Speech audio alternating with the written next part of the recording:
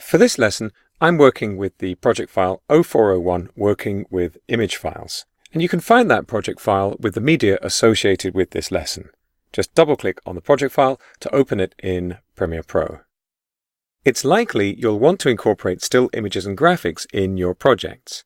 It's easy to work with this kind of material in Premiere Pro. Let's dive in and take a look. I'm going to the Media Browser panel, where I've already browsed in my storage to the media files associated with this project. But what I'm really interested in is this folder full of 1280 by 720 photos. I'm going to double-click to open up that folder, and let's choose one of these. I'll right-click on the photo I want and choose Import. The photo appears in my project panel, and I can double-click to open it in the source monitor, or I can switch to Icon View and just view it as a thumbnail. In any case, I'm going to drag this straight into my sequence. I'll put that at the end of the video clip. It's pretty short. I'm going to zoom in a little bit using the navigator at the bottom of the timeline panel.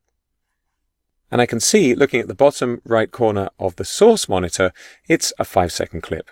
We're seeing here at 30 frames per second. This is 4 seconds and 29 frames. The last frame makes it 5. To change the duration that a still image plays for, you can click on the end of the clip and drag to any length you like. You'll notice, if I just hold on to the mouse button for a moment, I'm getting an indication of how much I'm adjusting the duration and what the new total duration will be. I'll just click to line up the playhead so we can see the image in our sequence. Now what we're looking at here is a regular still image. In fact, it's a JPEG. But if I go back to the media browser and go into my media files, I've got a multi-layer Photoshop document here that I'm going to import as well. When you import a Photoshop document, an additional dialog comes up. Up at the top, I can choose Import As, and if I choose Individual Layers, I can turn off and on the checkboxes for the layers that I want. I'm going to choose Merge All Layers, and click OK. And there it is in the project panel. Once again, I can double-click to open it in the source monitor, and I can drag this into the timeline right after the existing photo. And there it is. I'm going to drag along a little bit in the sequence here to get a gap in the timeline, and go back to the media browser and back into that 1280 by 720 folder.